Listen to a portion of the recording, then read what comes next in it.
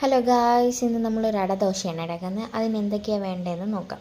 ആദ്യം തന്നെ നമ്മൾ പരിപ്പ് എടുക്കുന്നുണ്ട്, പിന്നെ ഉഴുന്ന്, ഇത് രണ്ടും കുതിർത്ത് വെച്ചിരിക്കുന്നതാണ്, പിന്നെ ചോറ്, പിന്നെ പച്ചരിയും കുതിർത്ത് വെച്ചിരിക്കുന്നതാണ്, പിന്നെ തേങ്ങ ആവശ്യത്തിന് എടുക്കുന്നുണ്ട്, പിന്നെ സവാള ചെറുതായിട്ട് അരിഞ്ഞതും മുരിങ്ങയിലയും എടുക്കുന്നുണ്ട്, പിന്നെ കായപ്പൊടി, മുളക് പൊടി, പിന്നെ ആവശ്യത്തിന് ഉപ്പ്. അത് ഞാൻ ഇതിൽ കാണിച്ചിട്ടില്ല.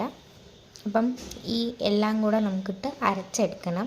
അതായത് പച്ചരി, ഉഴുന്ന്, പരിപ്പ് ഇതെല്ലാം കൂടെ അരച്ചതാണിത്.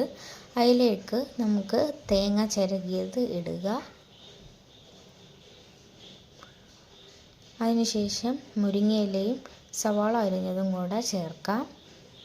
അതിലേക്ക് ഉപ്പ് ആവശ്യത്തിനിട്ട്, മുളക് പൊടിയും ആവശ്യത്തിന് ചേർത്ത്, കായപ്പൊടിയും കൂടെ മിക്സ് ചെയ്ത് നല്ലപോലെ ഇളക്കി യോജിപ്പിച്ചെടുക്കണം. എന്നിട്ട് നമ്മളൊരു പാൻ വെച്ച് നമ്മൾ ദോശ ചുടുമ്പോൾ എടുത്തിട്ട് നെയ്യ് ഒഴിച്ച് നല്ല ചൂട് മൊരിച്ചെടുത്തിട്ടുള്ള ദോശ റെഡി ആയിട്ടുണ്ട്. നമുക്കൊന്ന് കഴിച്ചു നോക്കാം. ഇതിന് വേറെ കറിയൊന്നും വേണ്ട.